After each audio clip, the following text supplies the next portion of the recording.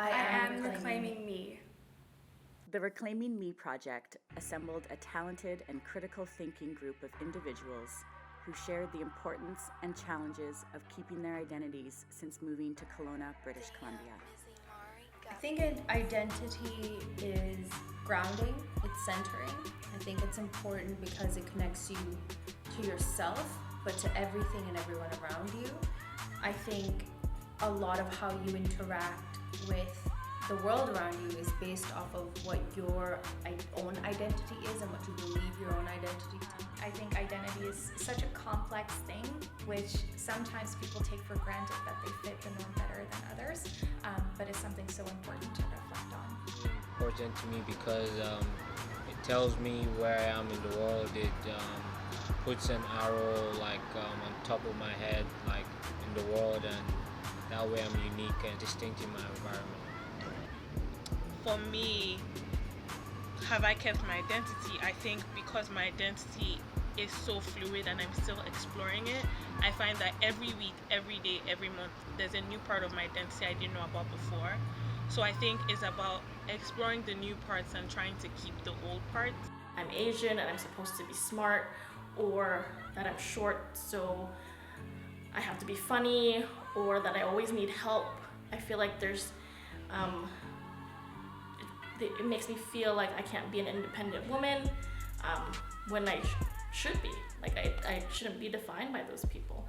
Like food, I can't really just go up to a place in Kelowna and be like, hey, can you cook me some Kenyan food?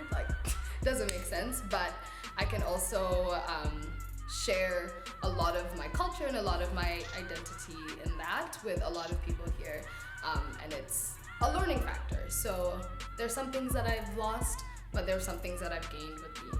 As an African immigrant living in Kelowna, you have to navigate different spaces. We've talked a lot about, walking down the streets and people staring and what that feels like.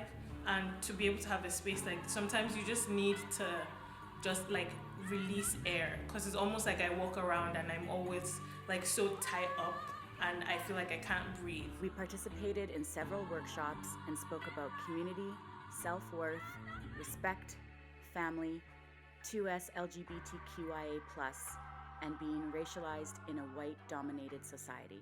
Question and I don't know the answer, and I felt like it was going to invalidate my whole role in the Pride Center.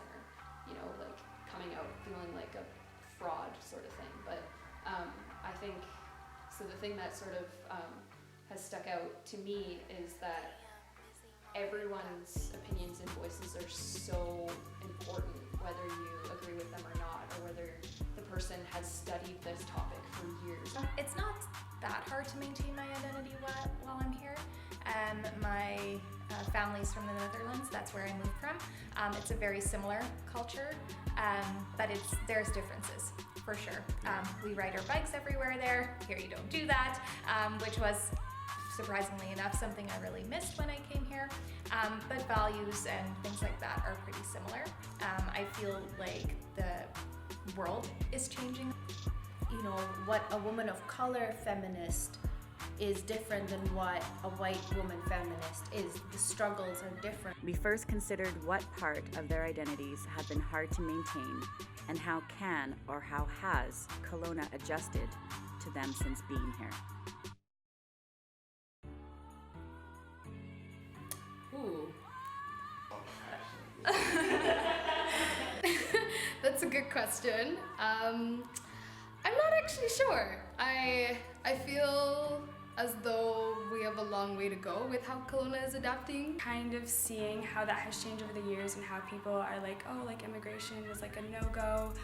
That Kelowna and the people that I've encountered here in Kelowna are adapting to me is the curiosity. I think a lot more people are curious with oh wow, there are a lot more international students showing up. And not really understanding where those individuals that are leaving their home, that kind of hurts a little bit.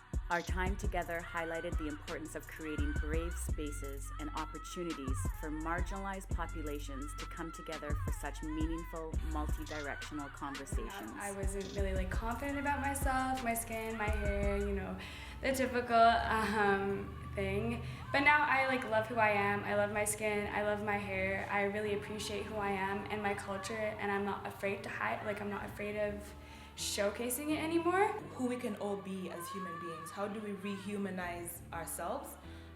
Did I learn to fit in those boxes, or is that something I was just comfortable with and that was just me? Choose my narrative. I dare you.